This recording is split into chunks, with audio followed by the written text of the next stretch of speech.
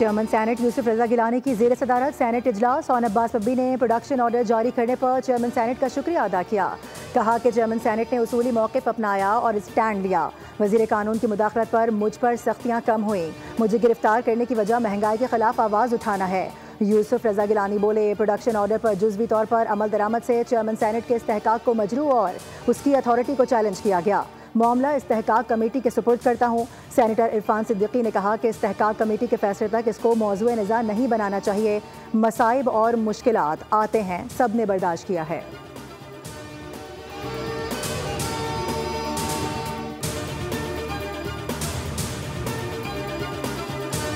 Donald Trump کا غزہ سے فلسطینیوں کی بے دخلی کا منصوبہ مسترد کر دیا گیا. اسلامی تعاون تنظیم کا عرب منصوبے کے تحت غزہ کی تعمیر نو کی حمایت کا اعلان.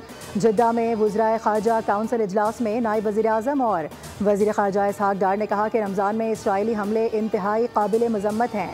اسرائیل فلسطینیوں پر مظالم بند کرے. پاکستان فلسطینی بھائیوں کے ساتھ کھڑا ہے. ادھر ظالم اور قابض اسرائیل کی غزہ کی ناکہ بندی جاری.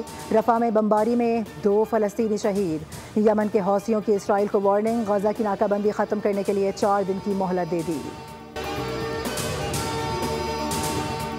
وجود زن سے ہے تصویر کائنات میں رنگ. دنیا میں محبت، وفا اور ایثار کی علامت. ہر ماں، بہن، بیٹی اور بیوی کو خراج تحسین.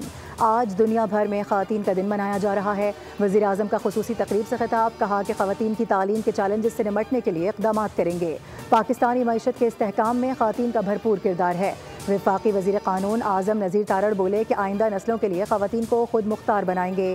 نوجوان نسل میں مریم نواز پہلی خاتون وزیر اعلیٰ منتخب ہوئیں. وزیر اعلیٰ پنجاب مریم نواز نے تعلیم یافتہ اور با اختیار خواتین کو روشن اور خوشحال پنجاب کی ضمانت قرار دے دیا. عظمہ بخاری نے کہا کہ شہر سے باہر کام کرنے والی خواتین کے لیے ہاسٹل بنا رہے ہیں. خواتین کی معاونت کے لیے پنجاب حکومت سیل بنا رہی ہے.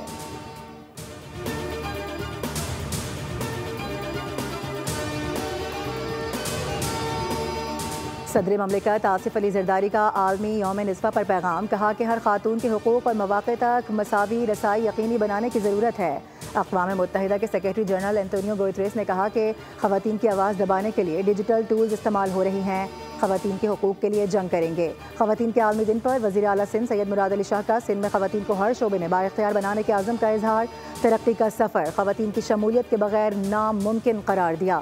سینئر وزیر شرجیل انعام ایمن نے کہا کہ بلاول بھٹو زرداری ہاؤسنگ اسکیم کے تحت گھروں کے مالکانہ حقوق خواتین کو دے رہے ہیں. مرتضیٰ وہاب کہتے ہیں کہ خواتین کی چہل قدمی کے لیے فٹ واک بنایا جا رہا ہے. کھلاڑیوں کے لیے چینجنگ روم بھی بنایا جا رہا ہے.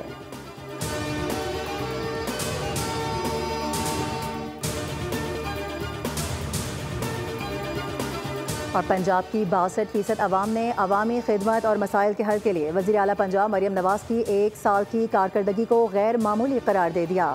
Institute of public opinion research survey کے مطابق تعلیم اور صحت کے شعبوں میں بالترتیب 73 اور 68% عوام نے وزیر اعلیٰ کے اقدامات کو اچھا اور بہت اچھا قرار دیا. روزگار پر 63% کی رائے نے پنجاب حکومت کی کارکردگی کو خراب یا بہت خراب کہا. پنجاب کے 60% عوام کو یقین ہے کہ مریم نواز نے کارکردگی میں دیگر 3 صوبوں کے وزرائے اعلیٰ کو پیچھے چھوڑ دیا.